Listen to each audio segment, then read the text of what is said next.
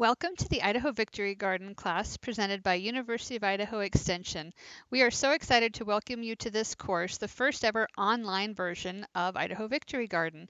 This class was developed in 2009 in Nampa through Canyon County Extension and has been taught in Weiser, in Haley, in Idaho Falls, and Cascade. We're really excited that you're joining us for this year. So what is a victory garden and what is its relevance now? Well, victory garden, the concept was developed in World War I and World War II as a way for citizens to produce more of their own food during wartime shortages. Residents were encouraged to grow more in their home gardens, in community gardens, and do their part to reduce the stress on the food supply in wartime. And in fact, lots and lots of food was produced, actually even equivalent to the amount of commercial produce that would have been produced if it had not been war. But why now? What is the relevance to a victory garden in modern times? Well, we have a lot of different reasons for this resurgent interest in growing food at home. One is that we are becoming further and further removed from our agrarian lifestyle and the way that food is produced. This may have been a picture of our landscape not too many years ago. But as you look at how we've developed now and how we've urbanized, many of us are living in neighborhoods like this, and you don't see a lot of food production happening here. If this is the typical suburban home, again, not a lot of food production happening here, though it could be. Because of the way that we're living, because we're living more in cities, our food production is getting further and further away from us and becoming more and more industrialized. So you may argue that this is a more efficient way of doing things, but there's many that also feel like this really helps us lose touch with how food is produced, and we're not really sure where it's coming from all the time. Especially when we go to the grocery store now, we may think that food just comes this way, already pre-washed and sanitized and pre-packaged, and we really lost touch with the fact that most of this food is coming from the earth. This especially is important to a lot of families with children who don't want their kids to lose touch with this side of the natural world, and also who want to encourage healthy eating habits. So all of these reasons may be why you want to grow a victory garden. So what does a modern victory garden look like? It's definitely not just one thing. So let's go back to that suburban house.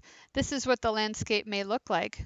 But imagine if that landscape became an edible landscape. So now you have a city house that's just overflowing with food production in every possible corner. That might be a little extreme for some of you, but it's certainly an option. We're seeing more and more community gardens sprouting up in all kinds of cities and neighborhoods, from the very small to the most urban. Here in Boise, this is a community garden that serves refugee populations so that their families can grow healthy foods or foods that they are familiar with in regions where they might have come from. Another trend that we've seen is the pantry garden. So here in the Garden of Eden, this is a church garden where many hands come to work and produce thousands of pounds of food that's distributed through a food pantry to anyone who might be in need. We're also seeing community members coming together and farming plots of land that might be underutilized or abandoned in their neighborhoods. So here's a group of neighbors that comes together once a week to tend this plot and share the produce amongst themselves. We also have a resurgence of farmers markets in Idaho, and believe it or not, a lot of your vendors at farmers market are urban gardeners who maybe just have a little bit bigger yard and really love to grow produce and share it with others. So that might be another reason that you want to grow a big victory garden. But your reasons for your victory garden are going to be your own, and not any one of you is going to be exactly the same as the other. So here's some of the things that we'll want you to be thinking about as you start going through this course and engaging with the materials. So first of all, what are your goals? What kind of garden do you want to have? What do you want to get out of it? Be thinking about that. What do you need to learn to make that happen? Where are you going to find answers? Well, we're going to certainly do our best to help you find the answers that you need. How will you use this information? Well, that's the exciting part. Each of you is going to use it in your own way and in your own specific style. And how will you connect and share with other gardeners or your community? Well, in an online class, that can be a little bit of a challenge, but we're going to introduce you to some ways that you can make connections and share some of your progress with us or with others. So get ready. Here's what's coming in the Idaho Victory Garden class.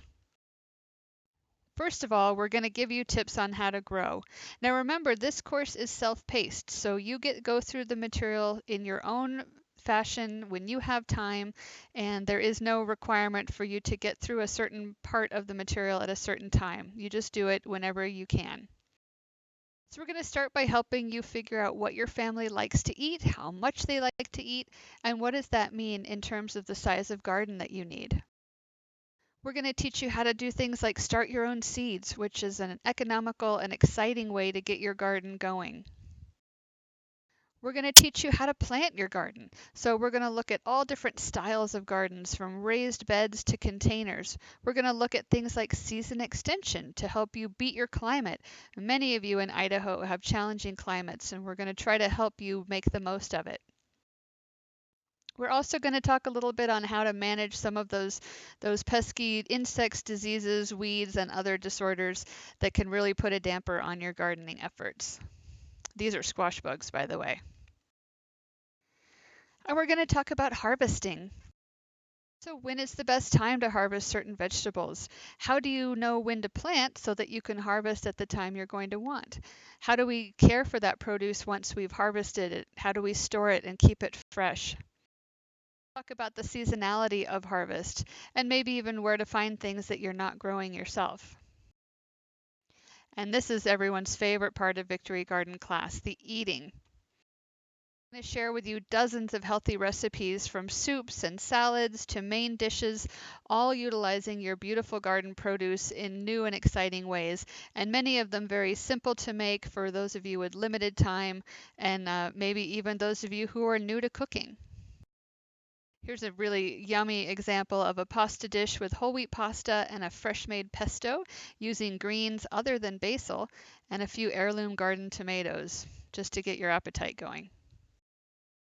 So we're going to talk about saving. Throughout the class, we'll talk about ways to be more economical and thrifty in your garden. But we'll also talk about saving the food itself, whether you're dehydrating or canning or freezing your produce. Teach you how to stock your shelves so that you can eat your garden produce all year long. And the last thing we want to share with you is about sharing. Throughout the class, we want to give you opportunities to share what you discover and what you do with others in the class. We've got some social media options. We're going to be thinking creatively about how to connect you with other gardeners in your area. Here's an example from someone in our very first Victory Garden class many years ago who took her information from the class and developed a community garden in her neighborhood. So she was able to bring a whole neighborhood together and feed them with the things that she learned in class, putting her own spin on it. And this was another gardener who just had to share the enormous vegetables that she was able to grow. And we can certainly allow you to have bragging rights in this class. That's a really important part about being a gardener. So we are really excited that you're here joining us in this class. We want you to follow along with the information. It probably is most helpful if you take it in order, but if you need to skip around or if you find that you're more experienced in one part of gardening than another, certainly feel free to jump ahead. A few of the activities we have planned for you in this first unit are after this presentation, we have a quiz on what kind of gardener you are, and that's going to give you some more information about how you should navigate the class and what you might get out of it. There's also an activity on evaluating your family's eating habits. And then there's some Excel tables for those of you that know how to use and enjoy using spreadsheets so you can plan out your garden by the numbers. But whatever you do with this information, have fun. Don't be afraid to learn more. There's always going to be room for improvement, and we're very excited to help you along the way. So, ready, set, grow.